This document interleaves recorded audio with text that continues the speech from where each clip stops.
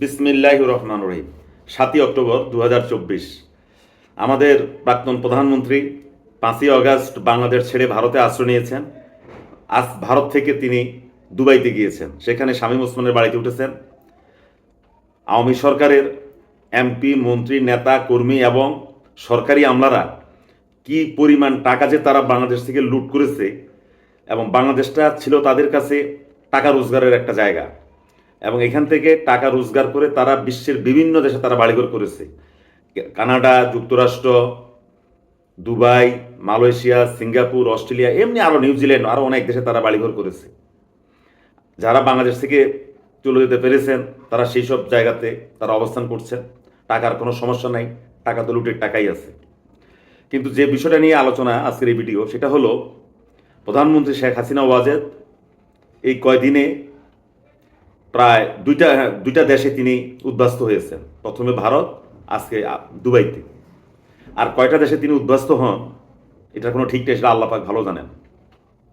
বিশ্বের বহু মুসলিম দেশে মুসলিম সরকার প্রধান, রাষ্ট্রপ্রধানরা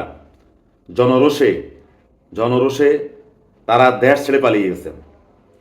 তাদের মধ্যে কেউ কেউ দেশে ফিরতে পেরেছেন, অনেকটা বড় অংশই তারা নিজ মাতৃভূমিতে তারা ফিরে যেতে পারেননি।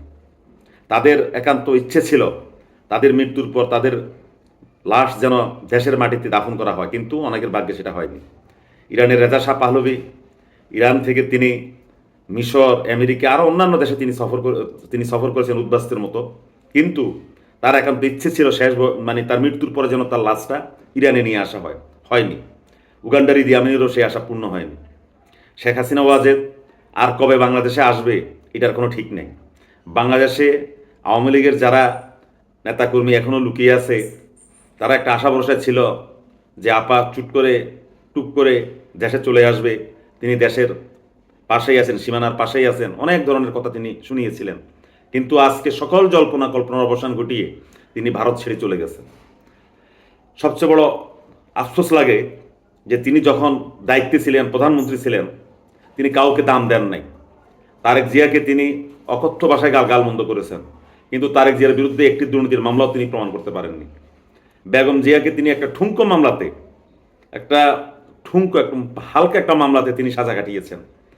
তারেক জিয়াও বাংলাদেশে আসবে, খালেদা জিয়াও এখনো বেঁচে আছে, বাংলাদেশেই এখনো তিনি বেঁচে আছেন, কিন্তু শেখ হাসিনা ওয়াজেদ বাংলাদেশে নাই। তিনি যতদিন ক্ষমতায় ছিলেন তিনি সবসময় আমি এবং আমার বাবা এই দুটি শব্দ তিনি ব্যবহার করতেন।